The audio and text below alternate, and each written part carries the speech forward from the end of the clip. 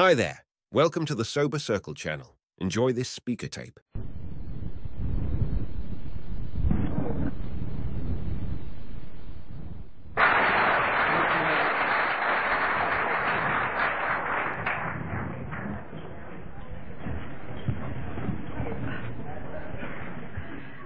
Just adjusting my legs. Thank you very much, Fergie and Darlene. My name is Tom and I am an alcoholic. I belong to the Green Acres group of AA in Lethbridge. I also belong to the Adam group of Al-Anon. I would like to thank all the members of the committee for inviting me here to speak this evening, and in particular I would like to thank Kelly for picking me up and driving me straight to the roundup, and to Diane, who has spoken to me several times, and for that lovely gift of a basket of fruit in my room. It's kept me alive for the last 24 hours. I'm still nervous doing this. I've been doing a lot of traveling recently. I was in San Francisco just before the earthquake, and then I flew over to New York, and then I was back in Washington 2 weekends ago, and I was speaking there with two of the giants of Alcoholics Anonymous, CC of Prince Albert, and Franklin from Mississippi. The two of them, between them, have over 70 years sobriety, and that was a hard act to follow. Now, I have to explain to you that they hold the Mount Baker Roundup. This is a typical alcoholic in Mount Vernon. So Cease came all the way from Saskatchewan, and he drove right to the top of Mount Baker looking for the Roundup, and it's a long way away. And I told him that's probably the closest he's ever been to his higher power since he's been in the program. It also makes me happy to speak in Canada because I'm fed up going down there and trading in my hard-earned dollars for 80 cents. And that's a real act of humility, and I know you all share that with me. You know, Cease isn't the only spiritual leader who got lost on his way coming west. When Fulton Sheen was the great director on television and spiritual leader of the United States, he came to a small town in the Midwest, and he was looking for the town hall. And he met a bunch of kids, and he said to this little boy, where is your town hall? And the little fellow said, why? And he said, well, he said, I'm going there to speak to all of the people in the town tonight. And he said, what are you going to tell them? He said, well, I've come here to tell them all how to get to heaven. And the little fellow looked up at him and shook his head, and he said, my God, and you can't even find our town hall? When you go down to the United States and introduce you as Dr. Tom, everybody asks you what kind of doctor you are. You know, and one of the ladies, we all make assumptions, and one of the ladies came up to me and I said, well, what kind of doctor do you think I am? And she looked at me for a while and she said, I think you're a vet. And I said, well, I've made these kinds of assumptions before. I'm actually a surgeon. And I said I had a man in my office not so long ago, and he was 64 years old. And I said to him, what did your father die of? And he said, who told you my father died? He said, my father's 81 and he's in perfect health. I said, I'm very sorry. I said, what did your grandfather die of? He said, who told you my grandfather's dead?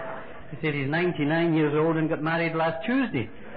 And I said, good Lord. I said, what would make a man of 99 years old want to get married? He said, who told you he wanted to get married?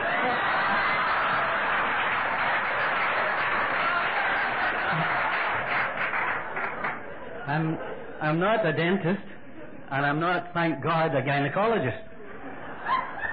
A dentist friend of mine said to me the other day, he had a lady come into his office and she was the most petrified he'd ever seen. She was shaking in the chair, and he said, what's wrong with you? And she says, well, I don't know what scares me more, having these teeth done or getting pregnant. He said, well, I wish you would make up your mind before I adjust the position of the chair.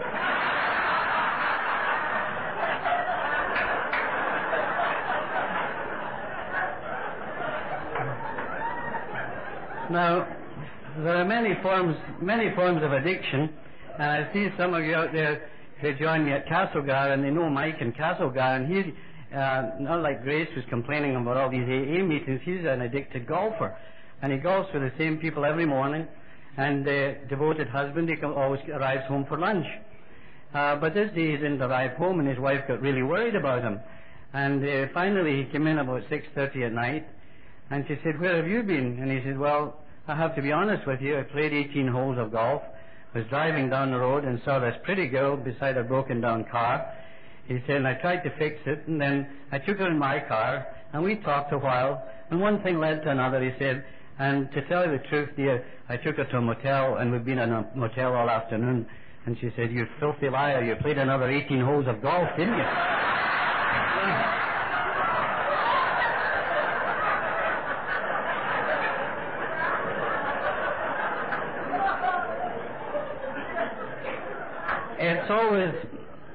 It's always a pleasure for me to come here and speak to the 4-H Club. That's the heaves, the hives, the hallucinations, and the hemorrhoid group. But I always have this problem, and as you see, it's my height. And I always worry, first of all, can anybody see me, so I bring a box. And then if you can see me, I wonder if you can hear me. And if you can hear me, I don't know if you can understand me. Because you know there are 2 official languages in this country, and it's obvious to you now that I don't speak either one of them. I was born in Scotland, and I'm half Irish and I'm half Scots.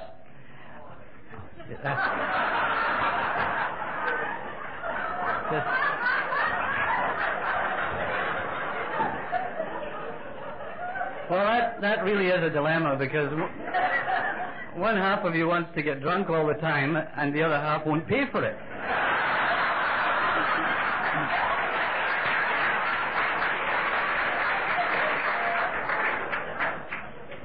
Well, as you're probably aware, the Irish are a strange race of people.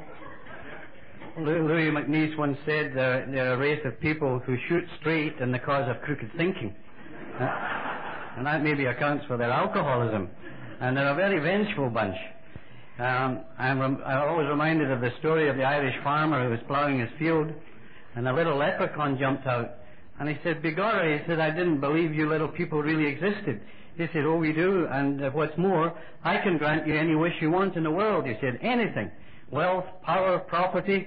There's only one condition." He said, "If I give it to you, your neighbour Murphy over in the next farm will get double what you get." Well, that worried. He scratched his head for a little while, and he said, "Murphy gets double?" He said, "Is it very painful to have one testicle removed?"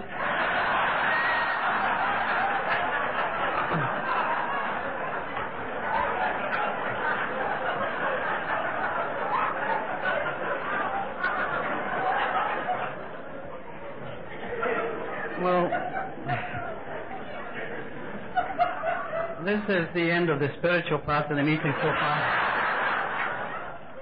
And I want to talk to you about the family disease of alcoholism. I'm a doctor, and I'm totally convinced that this is indeed a disease. It's a family disease, as we've heard about today. I know there's very abundant proof today that people, many, but not all, alcoholics are biogenetically, hereditarily set up to become alcoholics. And I know that the children of alcoholics, even separated at birth, are 4 or 5 times more likely to become alcoholic. And that would be a very depressing thought for me to pass on to you tonight if I didn't have the faith in the Fellowship of Alcoholics Anonymous, and if I didn't know that we can create an environment in which our children and our children's children will hopefully recover from that seemingly impossible state of mind and body. As far as my own family was concerned, my father was a coal miner in Scotland after the war, and we lived at the pinnacle of poverty.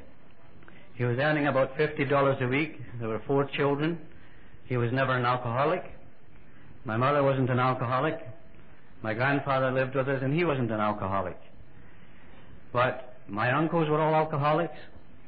All the uncles that I met at the funeral of my father were all alcoholic, and one died very young, as we again heard today, of the disease of alcoholism.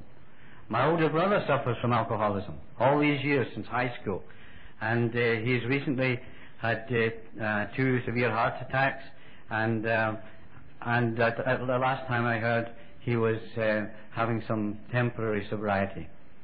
My younger brother's an alcoholic, and I'll talk about him later on. Do you know, in fact, when I think of the little village that I grew up in, the whole village was alcoholic. I took my son home, and they were all falling down drunk. It seemed to be the way of life where I lived. My son walked into a restaurant, and everybody in that room was paralytic drunk, and he couldn't believe it. It was a way of life there. And we used to joke and say the only difference between a wedding in this town and a funeral is one less drunk. And it was the truth. It was the truth. And I don't know if it's changed very much. There was a religious civil war going on in this town because it was half Catholic and half Protestant. And this caused all sorts of calamities, you know. I was born a little Catholic, and I went to Catholic school.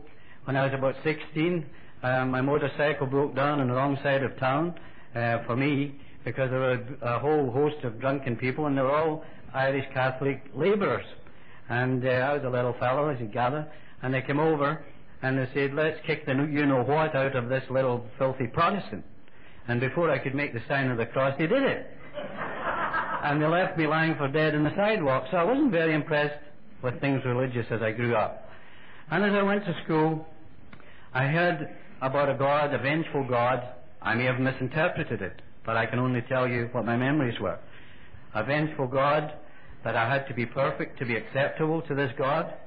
And I heard a lot about God's will. I loved my grandfather very much. And we spoke into the small hours of the morning. And when he died, and I was young, they said, it's God's will. And then a child in our family died, and it was God's will. And every calamity that seemed to come along, this is Remembrance Day, and two of my favorite uncles were young pilots, Andrew and Joe, and they both went down as young university students, went on to be pilots, and both died in the war. And that was God's will.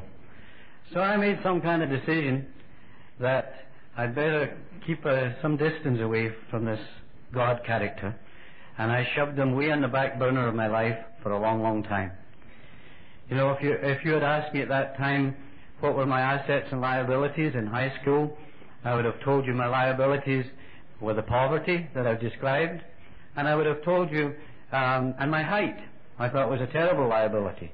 You know, the kids at school used to say things like, Tom Melling's so small, he's just a waste of good skin. And I don't think that's very funny. But my biggest asset, everybody was telling me how intelligent I was. And all the teachers were patting me in the head, accelerating me through school. That didn't help my growth any. And I went right through high school at the age of 15. I was too young to go into university. I waited for a year. I went to university at the age of 16, and at a young age I decided I wanted to become a doctor. And it seemed ridiculous. But I did go on to do that medical degree, and I did take on this attitude that I was going to win in life the smart way, the education way, the degree trail. And I did go on to get degree after degree after degree, surgery degrees and everything. Some people say they're born alcoholics, and I say I became an alcoholic by degrees. But Father Martin met me young in my sobriety, and he said, you've heard the story, many of you, thermometers have degrees too, and you know where they can stick those, Tom. They're very kind to you when you come into Alcoholics Anonymous. Well, I married about this time when I qualified as a doctor, and I married a beautiful young girl, and she was the daughter of the principal of the high school. Very happy, never saw any alcoholism in her life. And we got married just shortly before I was drafted into the army. And I was sent over to Cyprus when the conflict was going on in Cyprus. And I didn't see her for a year. And I saw lots of kids being blown to bits and killed. And we did surgery one night, and we drank the next night. We did surgery the next night with a team of, I was pretty junior, but in any case, this developed. I was 26 years old, and this is when I started to drink. And that's what makes me so happy to see people here in Alcoholics Anonymous long before I even started to drink. So my wife, my son was born over there, my first son, And over the years she came to join me, and before we went back to Scotland, she watched me develop into this budding, raving, stupid alcoholic. And she was a very sick, disillusioned young woman when she brought that baby home to Scotland. And I said, well, it's going to change. It's geographic. That was a tough little time, and I'll go back and I'll train as a surgeon. And I did. And I got my fellowship in surgery in Glasgow and Edinburgh. And I had another 2 sons born after that. And I kept drinking. And it got worse. And I was no father to these kids at all. She did everything. And I know where the resentments come from. Because I did my job, and I drank, and I made that girl's life an absolute and utter hell. I looked in a magazine one day, and it said they were looking for a surgeon in Lethbridge, Alberta. And it described this, and I'm a romantic, you see, the Rocky Mountains, and the Royal Canadian Mounted Police, and Nelson Eddy, Jeanette MacDonald. Pictures of all this all floated before my eyes, and I said, that's the answer. My wife heard that the bars were separated, men and women at that time, and she thought that was a pretty good idea. And so we all packed up bag and baggage, and we came to Canada to drink Canada Dry. And I moved into Lethbridge to those unsuspecting souls, and here I was trying to build up a practice of alcohol, a practice of surgery.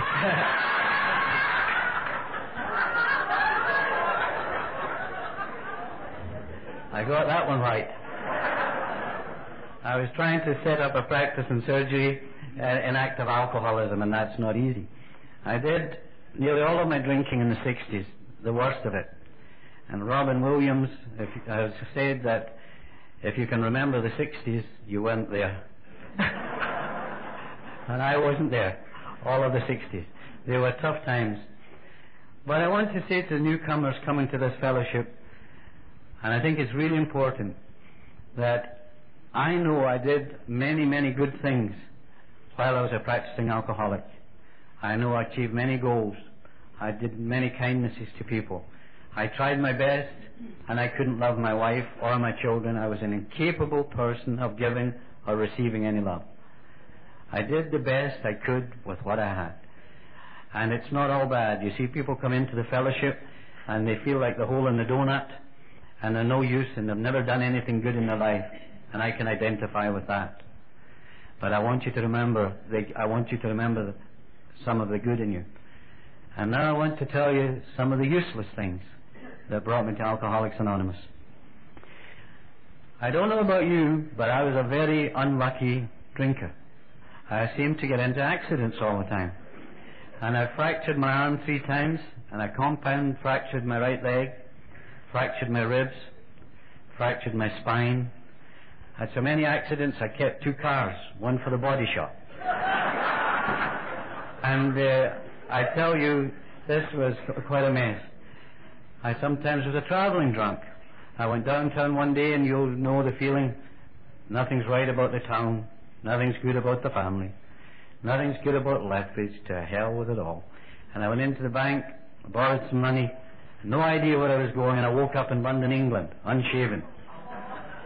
And they thought Santa Claus had come, because I went into all the bars in London, and I was buying drinks for everybody till the money ran out, and then I came back again. I went downtown in Lethbridge once for a quiet refreshment to the dirtiest, filthiest hotel that's torn down, and that's where I'd reached, the Garden Hotel. And I tripped going in there. I was a falling down drunk, you know. And I tripped going into the toilet, and you won't believe I went over the back of the toilet bowl head first, and I got stuck upside down in the corner behind the toilet bowl, with my arms beset on my side and my legs kicking in the air. And the more I kicked there, the more I got impacted in that ridiculous situation. And I'm saying to myself, you know, why don't they get a better janitorial service in this place? And, you know, and what's a man in your position doing in this position? Because it was certainly not, it certainly wasn't an illustrious start to be a surgeon. In fact, as you know, I was a laughing stock of the town about this stage. I met a young man down in Montana, and he told me, as somebody did today, don't forget to tell them about falling in the toilet. I like that story. And I was rambling along like this, and then I saw him out there, and I said, I'd almost forgotten about falling in the toilet till I saw your face.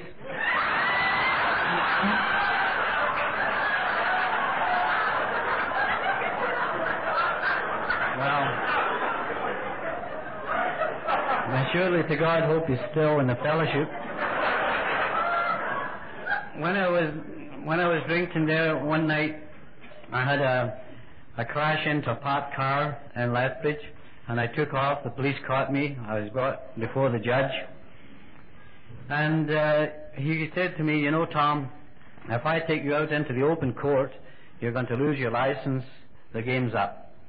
He said, I'm going to be kind to you. He said, and I'm going to hear your case in my private chamber, and he fined me and the costs and all that sort of thing. And I told you I'm really intelligent. So I walked, he said, I hope that teaches you a lesson. I walked out of that judge's office, and you know what I thought? I've got this whole town in my pocket. I've got the judge, the chief of police, I got the thing, and I went straight to the bar. I'm happy to tell you that I went to an AA meeting many years later, and into that room in North Lethbridge walked the barman who served me the drinks, the policeman who arrested me, and who walked in but the judge. And every one of us made it to the fellowship, and the judge passed away down east not so long ago. In 1969, my daughter was born, and I decided to go down to, I had some self-imposed sobriety. I decided to quit drinking, and I stopped for a couple of months. And I went down to Toronto, and I wrote the examinations and studied and wrote the examinations for the Canadian Fellowship as a surgeon. And I passed the stupid exam. And I was so happy about it, I got so drunk in Toronto that I went onto the plane as a passenger, and they threw me off with the baggage in Calgary. I was so drunk. And here I was right back into my own cycle. You know, my wife had left me once or twice during this time. She took the children all to England at one time, and I'm making light, you know, of a really miserable, sick situation, as you very well appreciate. And I cajoled her, and she came back. And here I was, and I wasn't drinking. The white knuckle misery. And one day she said to me, she never had any Al-Anon, she said, you're doing so well now, Tom, that you could maybe handle a little wine with your meals, you know, when we're out to dinner. Well, boom, light bulb in head. Tom was drinking wine morning, noon and night in bed. She just couldn't cook fast enough. And I was really back to this, so I said, let's try something else. I said, I've got to discipline myself from the outside. I've got to get too busy to drink. So I ran for the school board. I got elected. I ran for the president of the medical association, and I was elected. And I was on this. I was on so many committees. I thought I wouldn't have time to drink, and it was a disaster, utter disaster. You know, you can't change yourself from the outside in. You've got to change yourself, I found out, from the inside out. And that's a message for the newcomer, because there's nothing you can do. I thought, well, maybe, you know, I'll try some occupational therapy, and I'll build a television set, keep myself busy. An alcoholic TV, not black and white, not small, a big colour TV. And I bought the Heath kit, and for 3 months I sat there, and I built this colour TV set, and I switched it on. My wife was away, it had left me again at this time, and I switched this thing on, and it worked. Here was the galloping gourmet in living colour, and he's cooking away, and he had a bottle of wine in his hand, and he's sipping the wine, and he was cooking and sipping, and I thought I'd go downtown and celebrate. And I did. And I came home rolling drunk, and I tripped on the carpet. This television wasn't even in a cabinet yet, and over went the television, and I put my head right through it, and it exploded in my face, and I cut my face was lying open from just a quarter of an inch from this eye to below this left ear, gushing. My chin was cut here, and again, I'm pretty smart. I said, this is an emergency.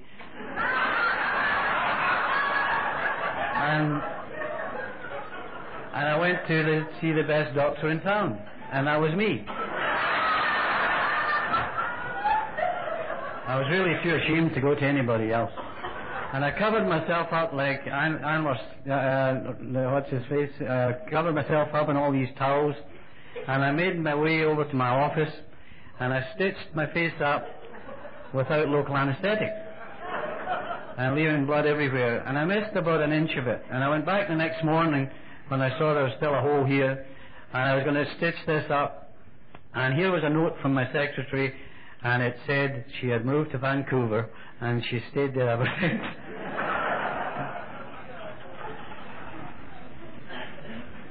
You know what we are talking about here? We've heard about it. There was a total lack of communication in my home. I lost communication with my higher power, with God, long ago. I lost my communication with my wife, my children, my colleagues. I was somehow protected because I worked on my own, and I used to pass the work over to other people every night, and they were too glad to get it. So I just said, would you take my call, and I went drinking, you see. But in that house, my children were twitching. When I came home, they didn't know what kind of father was coming in.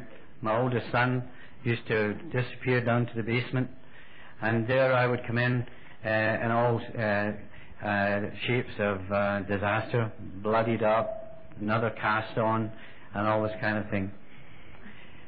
So it was, we laugh, and I think we should laugh in Alcoholics Anonymous at ourselves, and we should cry a bit, and that's the glue, I think, that holds us together in Alcoholics Anonymous.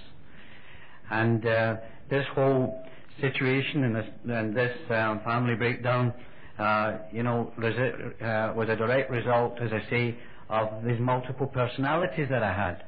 You see, I wanted to be whoever you wanted me to be. I put on a face for you, and I put on a different face for you. And wherever I went, I was this people-pleasing and trying to be. In fact, I had so many personalities at one time that I thought I might be able to get into group therapy on my own.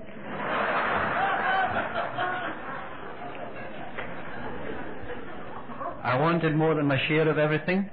Like every alcoholic, I wanted more of my share of respect, and I was acting like that. I wanted more than my share of love. I wanted more of my share of power.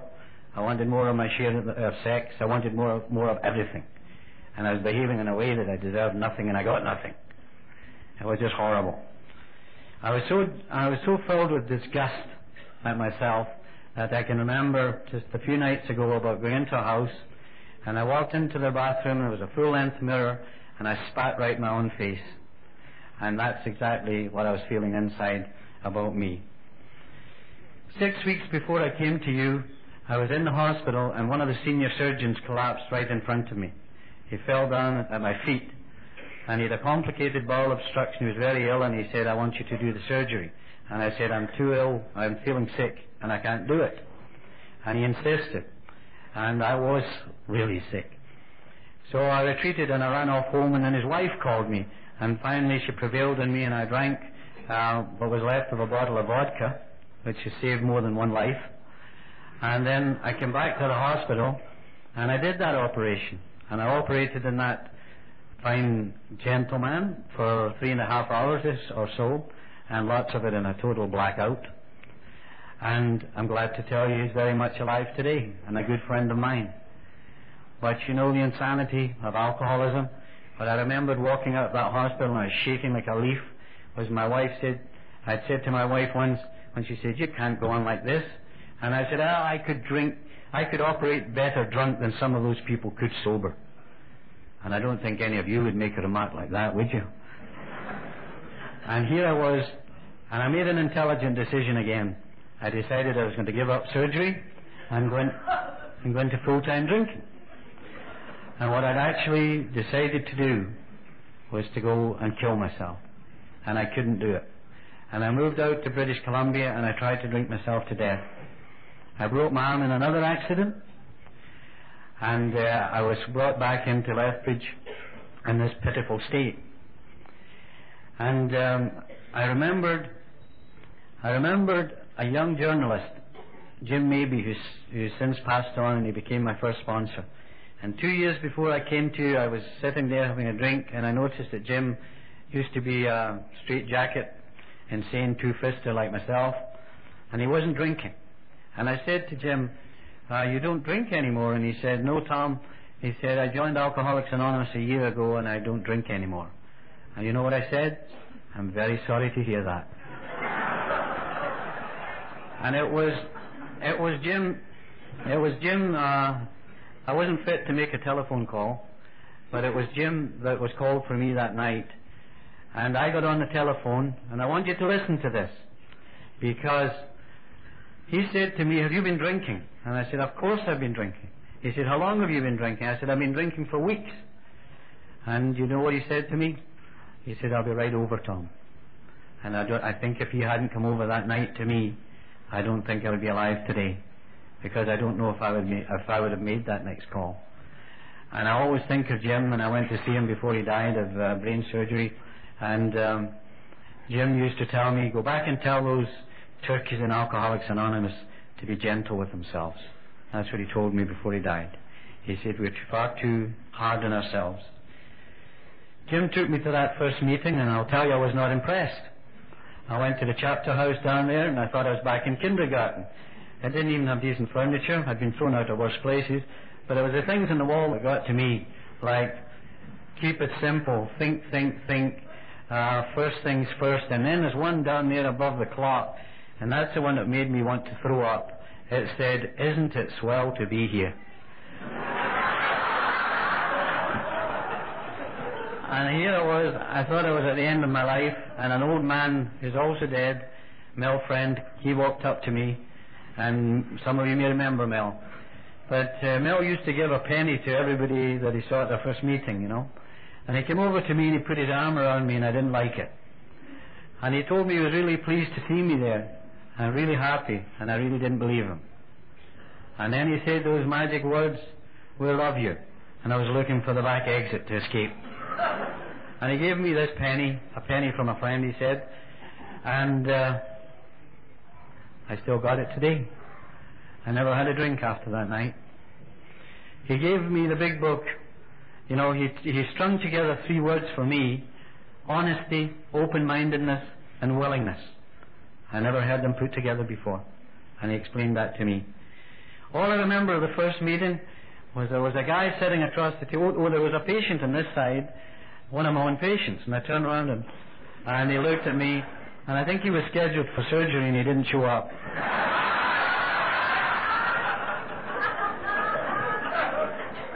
But there was a man across the table from me, and he had the biggest, whitest eyeballs that I'd ever seen for years, looking in at mine, you know.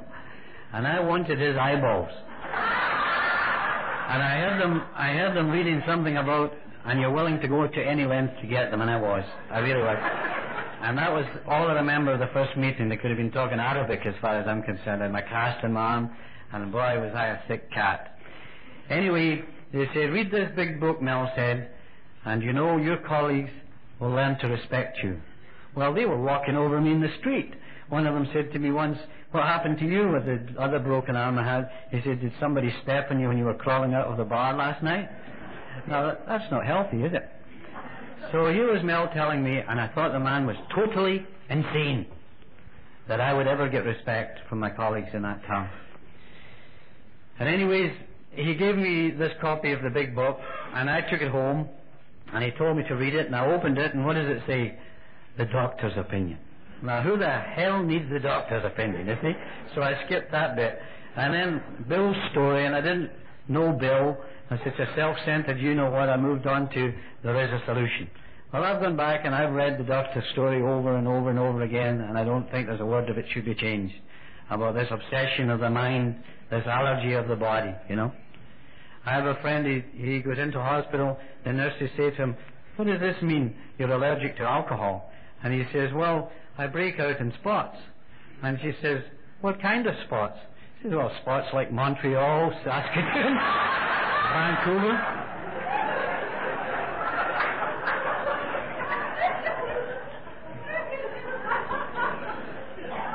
They told me to come to meetings every night for 18 months. That wasn't a 90-day case, obviously. And I was too dumb. I did it. I was so dumb. And I'm so glad. Because I've buried so many people that are too smart for this program. They're too damn smart. And I see them one day and they tell me, I can't believe alcohol can kill me.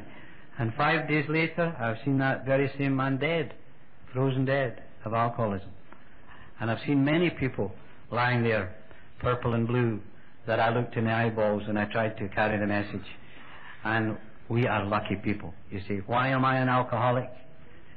Stick around and you'll find out why me and why are they 6 feet under. You know,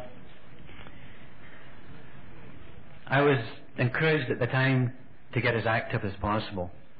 And they said, do this, do that, do the next thing. I stuck around my 18 months.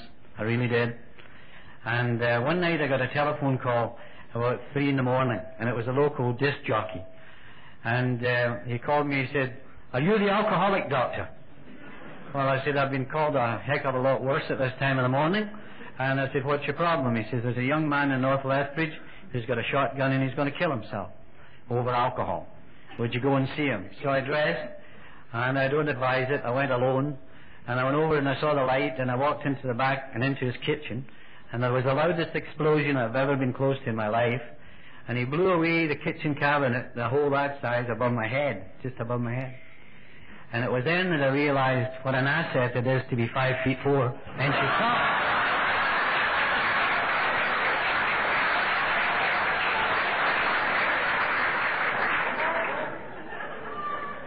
Jim told me about the powerlessness of the first step. I had no problem. I told him my life was unmanageable. I had no problem with insanity. When I was drinking, I could get anxious, depressed, paranoid, skits, any manic, any mental disease. I could mimic it and live it. And you know the funny thing? If I stay away from Alcoholics Anonymous, I can reclaim it all back. I can get anxious, I can get edgy, I can get depressed. I've got to stay around the tables. I was talking to old Franklin, you know, and there he is, you know, as a friend tonight, with 30-odd years sobriety, and they're sitting here, and thank God for them. Thank God for these people, you know, because they tell me, as John told me today when he shared the story of a friend with a dying husband, loss of a son, 30 years sobriety. Back to the basics was her message. Love in the program, strong in the fellowship, and it just pours out of these people. And what can be achieved through this staying around is just truly a miracle. Now when it came to the power, you know, finding a power higher, greater than yourself. I knew there was power in Alcoholics Anonymous. I felt I was plugged into power, and 3 months at the table, I was looking around, wondering where all the power was coming. Why am I doing the things I could never do before? How am I doing this? How am I living? I could see things happening. Tremendous power. But I couldn't come to terms with higher power or this God talk. And I envied those people. I envied those people who were calm, who could talk about a God of their understanding, who could talk about how they related in a conscious way to their own higher power, they choose to call God or not. I just wasn't able to do that. So I travelled around, the paralysis of analysis I called it, going nowhere. And I went down to see old Father Barney, another old father of AA, and Barney looked at me and listened to my blurb, and he says, Tom, I have one piece of advice for you.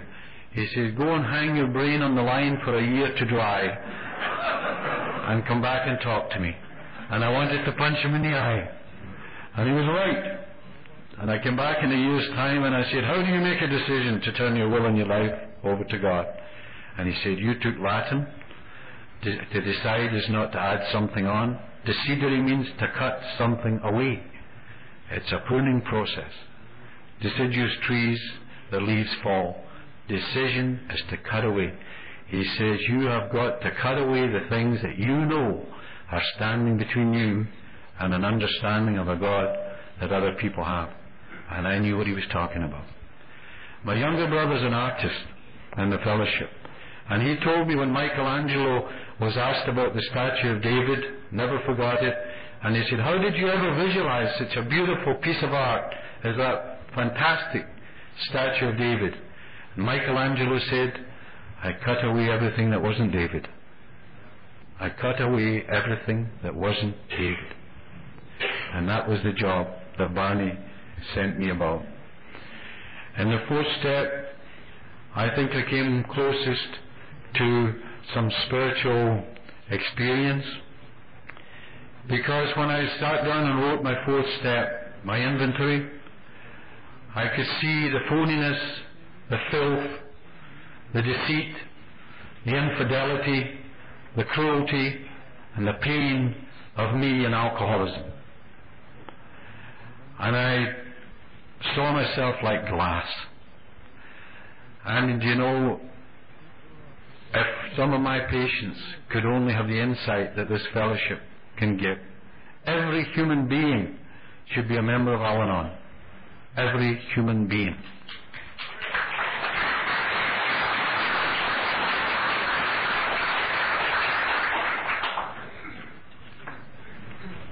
Thank you. There is not one person I've ever met who isn't being affected in some way, directly or indirectly, by alcoholism. Children, brothers, everything. Doctors, employers, and the whole works. You know? And this insight is what saves your life. And Socrates said hundreds of years ago that the unexamined life is not worth living. And I believe him. And if I died the day before I came to AA and they put that in my tombstone, Tom Melling's life wasn't worth living, I would have no argument with that. Because I had no idea of what was within me. None at all at that time. It took me far too long to do my fifth step. It took me 5 years. I did it in a parking lot with a priest in fellowship, and I spilled my guts to Joe, and I told him everything.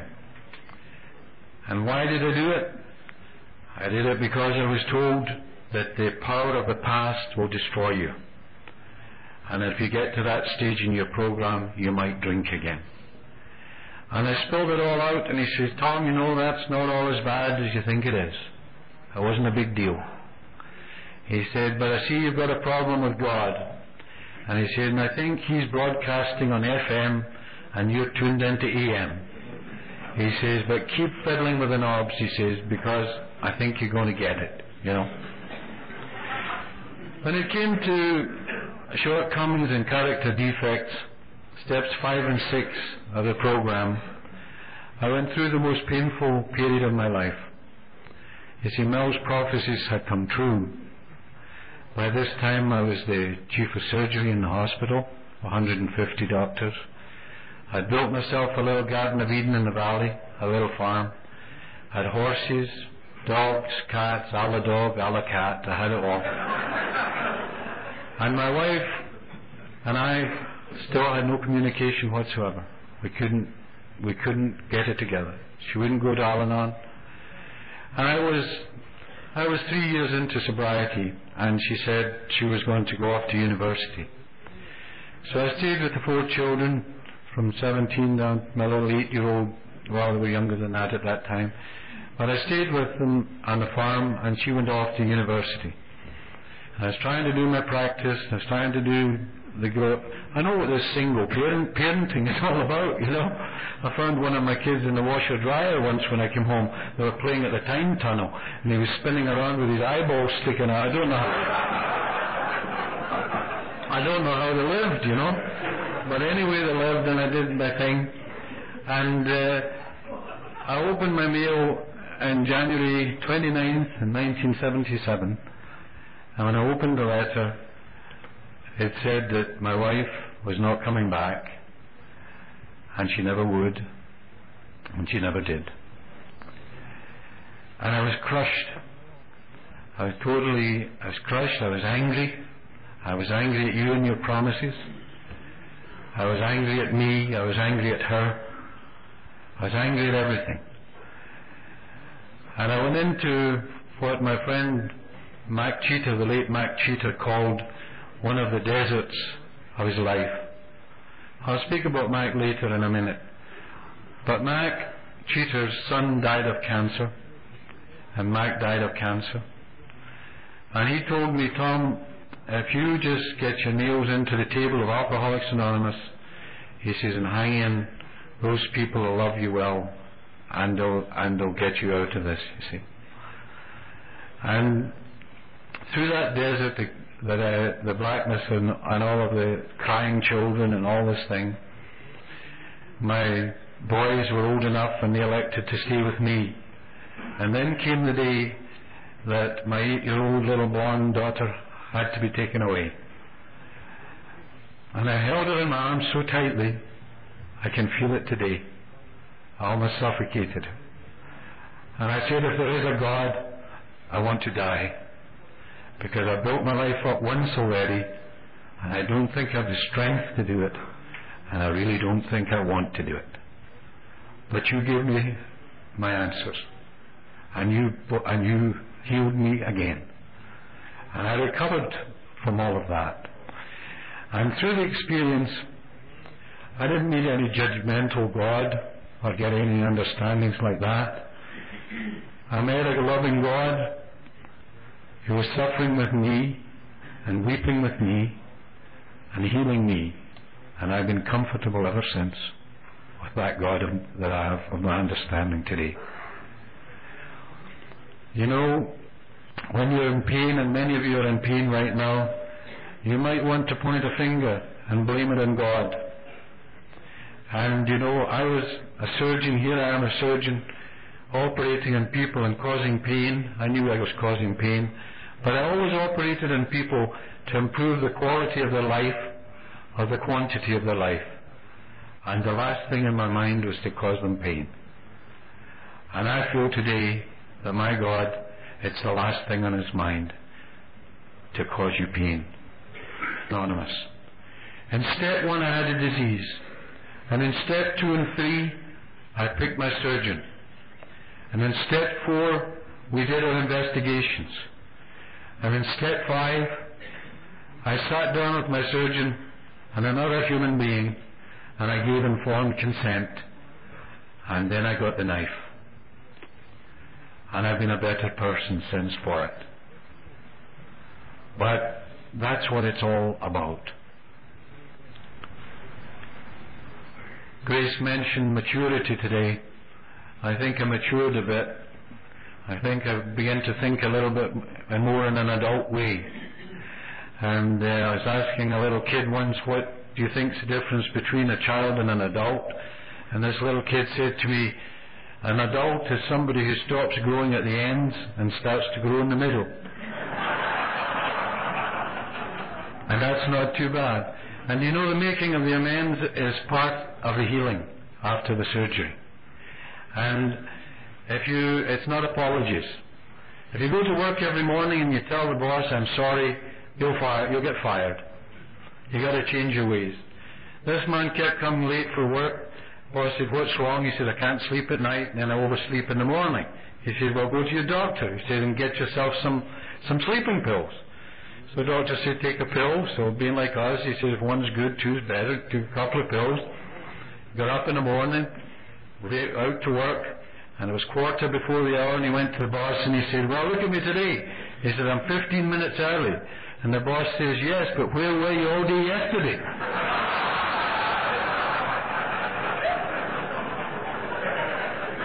I don't want to talk too much about doctors. There's often one or two out there, and there should be a lot more out. My son said there's only one difference between a doctor and a highwayman. A highwayman gives you the choice, your money or your life. The doctors will take both. I was down in the United States last weekend and said to this doctor who had done an operation, I said, what did you operate on that guy for? And he says, for $4,500. And I said, I wasn't asking you that. I said, what did he have? He says, I think he's got about $4,500.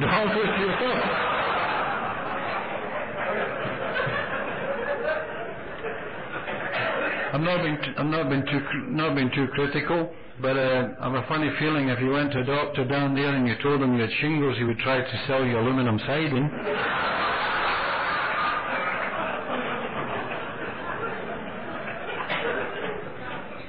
I do have one belief, and it's a serious one about doctors.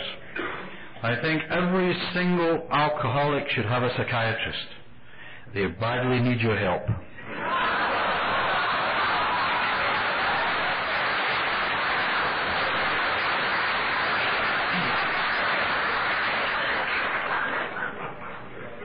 I love the theme, living sober, happy and free.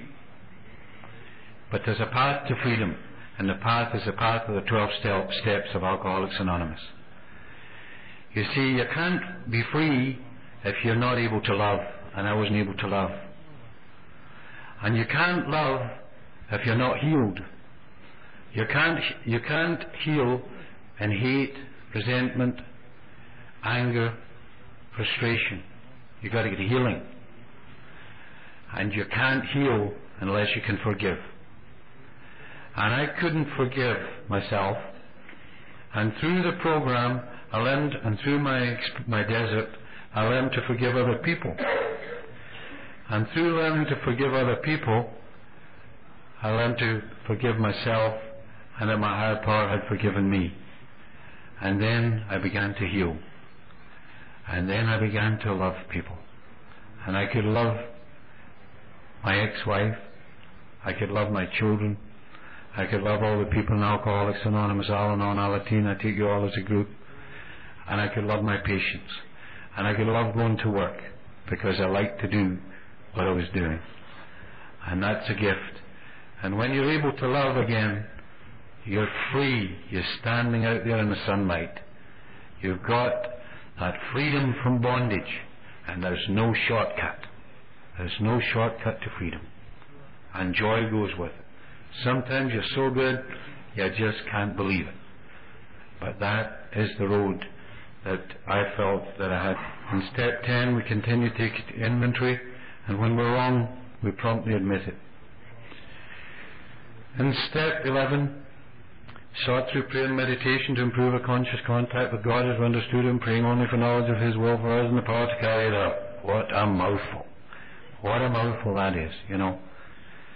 And how do you pray? You know, how can you pray? I didn't know much about praying, but you gave me a prayer. You gave me the Serenity prayer, and I said it 1,000 times. And I say it to our latest and newest member, use the Serenity prayer. Pray for the serenity to accept, and the guts and the courage, and pray for the wisdom.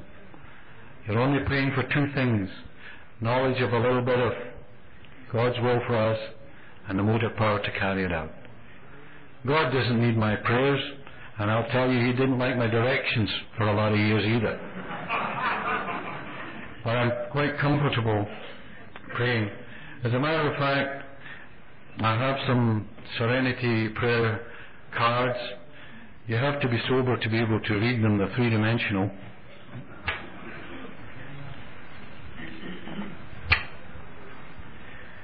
And I love the peace prayer of St. Francis. And as I say, as I warned you, I might break into song, and I don't usually do this. But I'd like to share that prayer with you in a special way right now. Make me a channel of your peace. Where there is hatred, let me bring your love. Where there is injury, your pardon, Lord. And where there's doubt, true faith in you. Make me a channel of your peace. Where there's despair in life, let me bring hope. Where there is darkness, only light. And where there's sadness, ever joy. O Master, grant that I may never seek so much to be consoled as to console, to be understood as to understand, to be loved as to love with all my soul. Make me a channel of your peace. It is in pardoning that we are pardoned, in giving to all men that we receive, and in dying that we are born to eternal life. I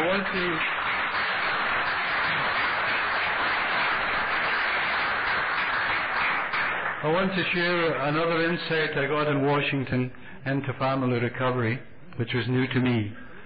And it was not the application of the steps to the family program, it was the application of the traditions. And this is what I heard. I heard our common welfare should come first, that family recovery depends on unity. I heard for our family purpose there is but one ultimate authority, a loving God as He may express Himself in our family conscience. I heard that parents are but trusted servants, and I heard that today again. We have gifts of children. I heard that every family member should be self-supporting through their own contributions. You can smile. I heard our family relations are based on attraction and not promotion. And I heard that the spiritual foundation of our family is to place principles before personalities. And I liked it. And I wanted to share that with you today. They say if you stay this long in Alcoholics Anonymous, you're going to witness many miracles. And I'm going to share one or two miracles with you. Bill Wilson's recovery was a miracle. Dr. Silkey was a gutsy little man, Dr. Silkworth, who stood up before the medical community when there were less alcoholics than would fill this corner. And he stood before the AMA and he said, Alcoholics Anonymous have the answer to this problem. And that takes courage. And that takes wisdom. And he witnessed the miracle of the birth of Alcoholics Anonymous. And if you stay around and if you don't have a God, use Bill Wilson's God for a little while until you find your own understanding. Bill Wilson had a sudden spiritual awakening. Mine was more the reluctant variety, the slow, retarded growth, you know. So I'm always reminded of this mother who's trying to wake up her son to go to church on a Sunday morning. And she says, son, please go and get up for church. Please. And he said, she says, son, please give me 2 reasons why you won't go down to church. And he says, well, I'm exhausted and nobody down in that church likes me. He said, you give me 2 reasons why I should go to church. She says, well, you're 55 years old and you're the pastor of the church.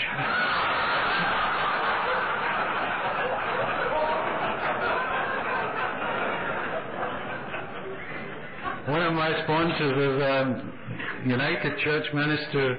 I have a number of sponsors. But he was telling me that he's had so many shotgun weddings in his church over the last couple of years that he's going to change the name to Winchester Cathedral.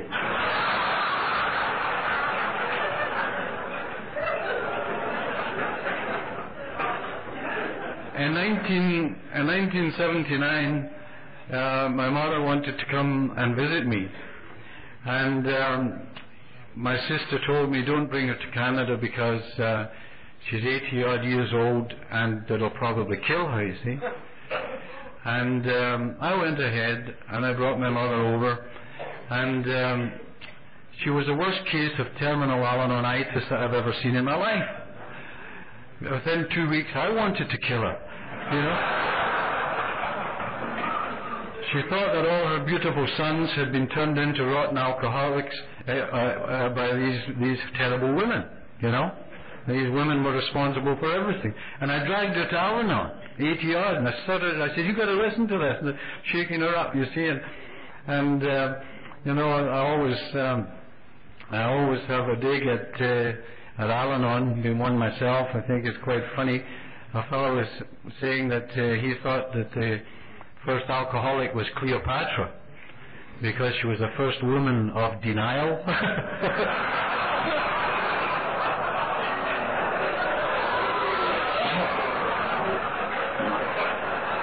But my friend Dr. Paul of the Big Book, you may have heard Paul, he told me who the first alcoholic was. And this makes sense. He says the first alcoholic was Eve. He says, you think about it, the apple story doesn't wash. She was heavily into the cider. And she was walking down the garden and she was having conversations with snakes. He says, what do you call? He says, what do you call this? That makes more sense, you see. So that's why we thought Adam was the first Al-Anon, and we called our group the Adam Group of Al-Anon. And I was thinking of after they were kicked out of the Garden of Eden, after Paul told this story, and Adam went down past the Garden of Eden all covered in weeds with Cain and Abel, and he would say, there's where your mother drank us out of house and home. Yeah? Paul and I went to a meeting down in Missoula, and it was called Not Tonight, Dear. It was about sex and alcoholism. And Paul told me the reason why Al-Anons keep their eyes closed during sex. He said they can't stand to watch an alcoholic enjoy himself.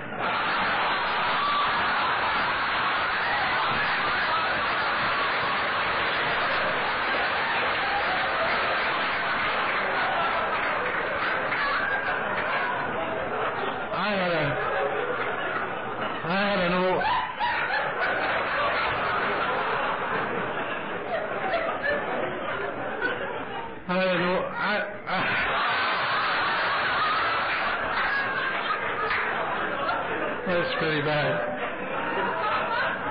That's almost as bad as the story of the first reference of electronics in the Bible. That's when God took a rib from Adam and turned it into a loudspeaker.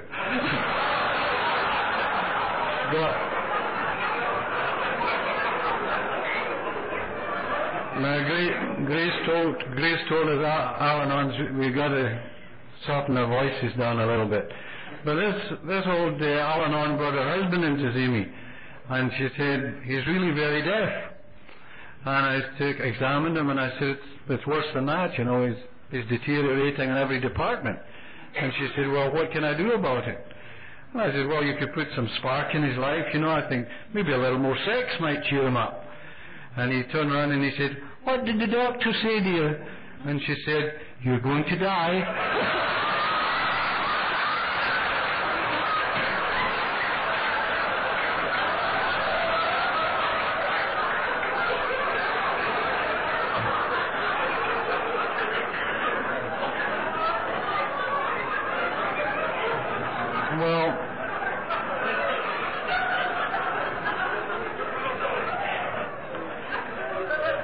Well, there are amazing things that you can call AA coincidences.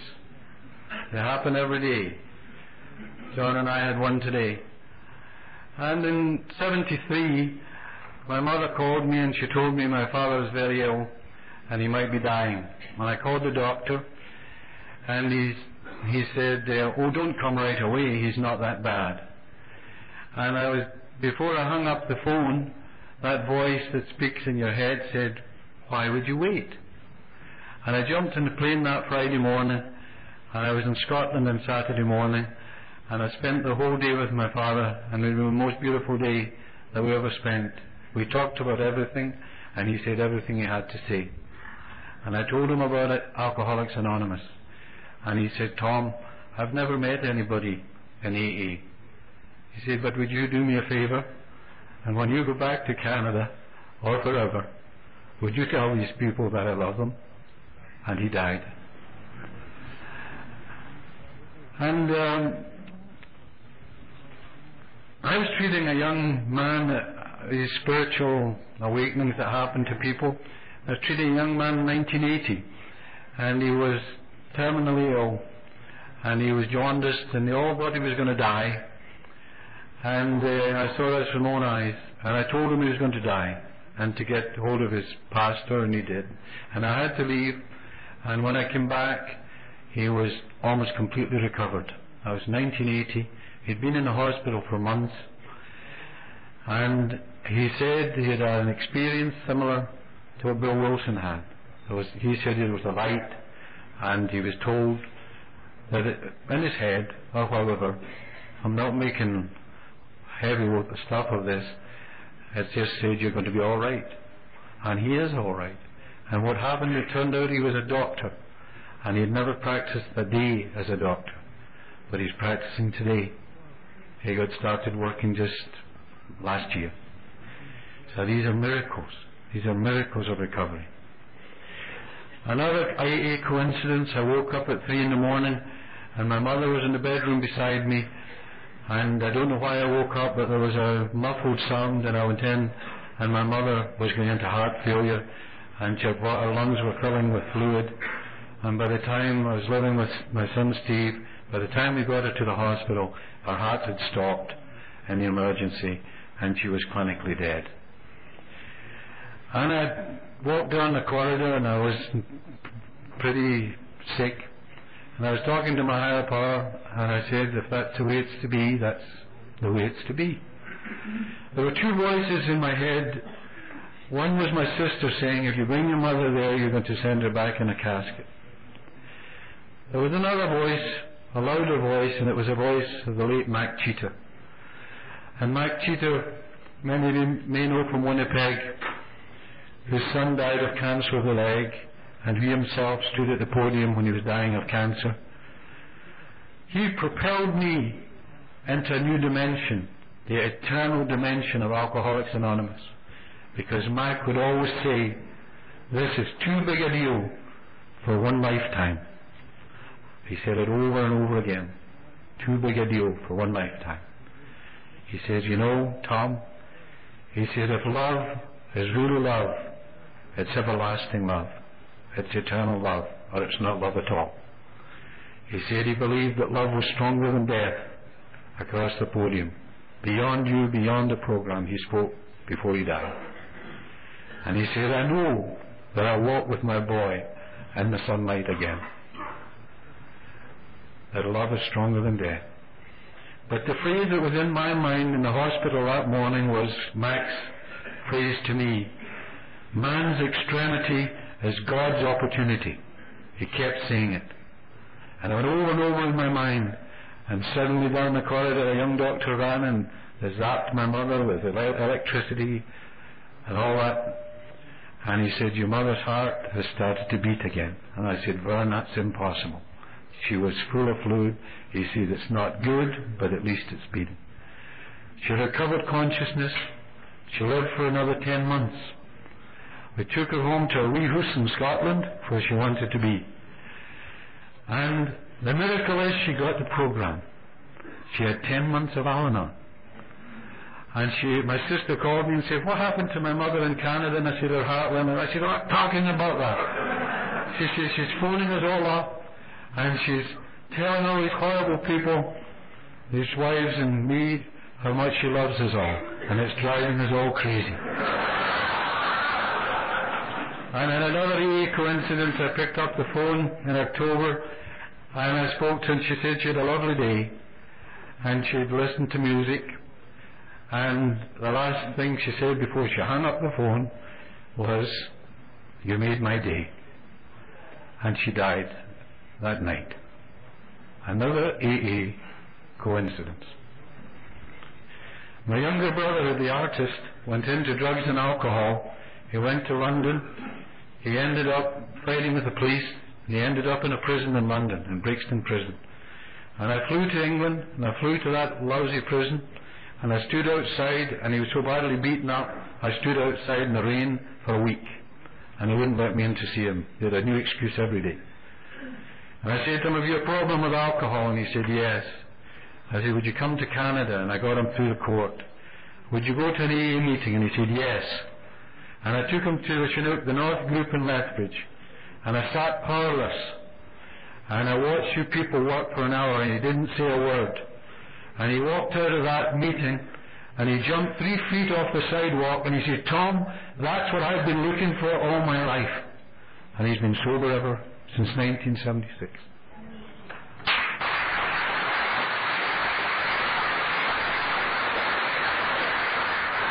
That's love, and that's power.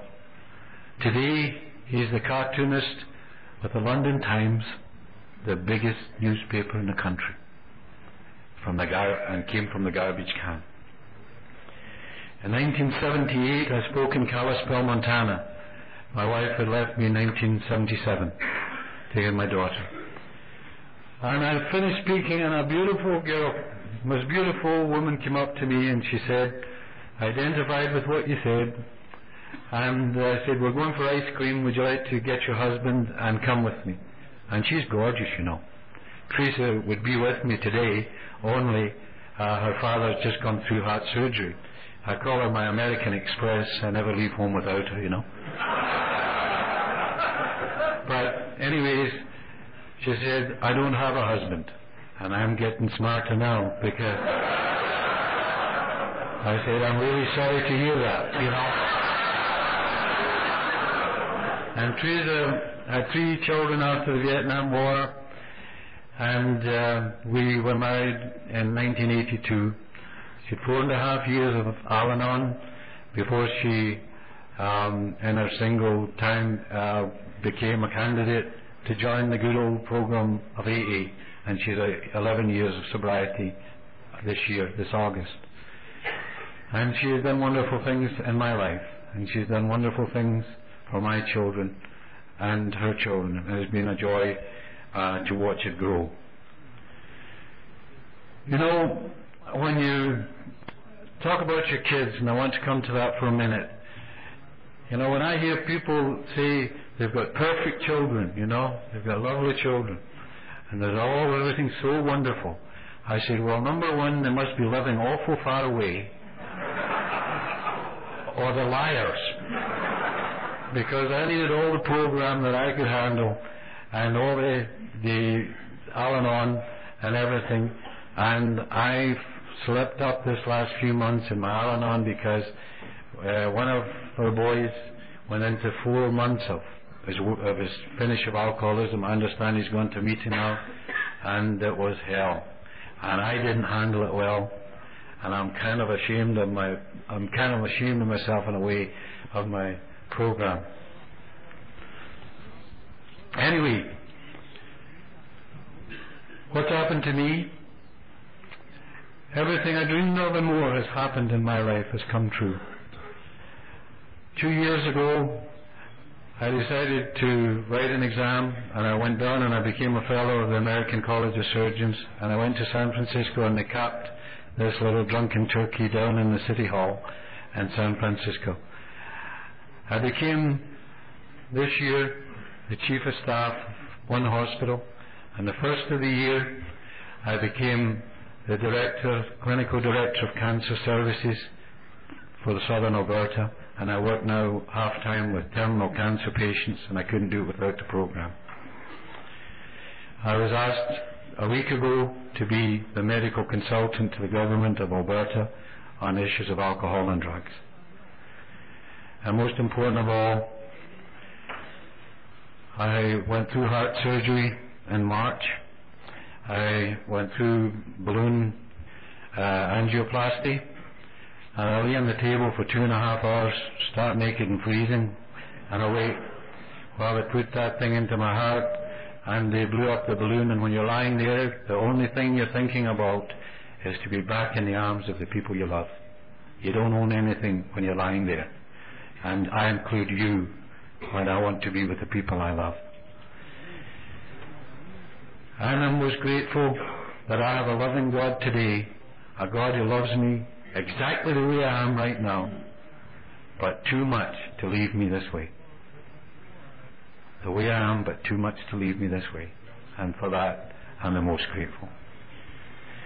And carrying this message and practicing these principles in all your affairs, a friend of mine says if you're having trouble practicing the principles in all your affairs, maybe you're having too many affairs. And think about it. I always think of Mother Teresa of India, who says you can't give what you don't live. She says we're not called to be successful, we're called to be faithful to each other, to our group, to our families. And that's what carrying the message is all about. Success is not what you have. Success to me is what you've overcome. I always finish my talk by speaking about my father, the coal miner, because when I was young, he used to show me coal, and he told me, and I didn't understand it. He said, on sunny days with the sun shining and the trees flourished and they fell, and over the centuries they went underground, I need hundreds of hours to dig that coal. He said, and look at it, it's dead, cold, tasteless, inert, useless stuff. He said, but you put a spark to it, and there's a flame, it lights a fire, and it returns. It's a miracle. That centuries-old debt of light and heat. And when I come here, I come to tell you that my father loved you. I come to tell you, my father, that I know today loves every one of you. And I come to return my debt. I was dead spiritually till the 13th of April 1972. And there was a spark in me, and I know where it came from. And I came to you, and you lit my fire. And I come to return my debt to you of light, experience, and try to be transparent so that it will come through. And I return to you my debt of warmth, the debt of love that I have for every single one of you. And God bless you.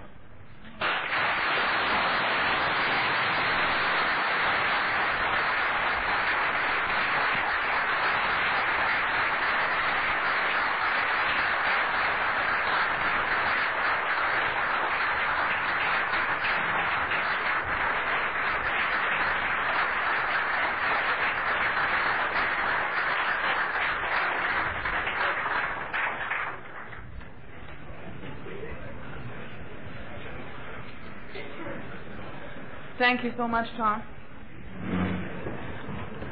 Well, we've got a gift for Tom from on behalf of our committee, but I think he's the one that gave us the biggest gift tonight. We really appreciate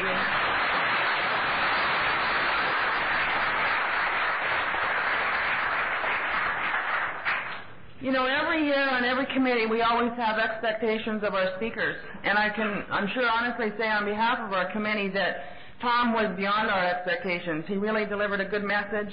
It feels good to get to know someone else so personally and intimately. And thank you so much for sharing with us. And you are our little powerhouse.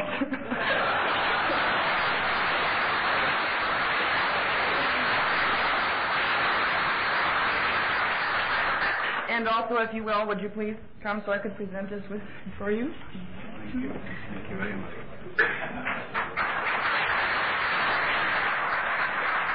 Thank you very much, and I omitted to say, and a few people were worried, I did it before, that my little 8-year-old daughter came back to me, and we're as close as that today. Thank you.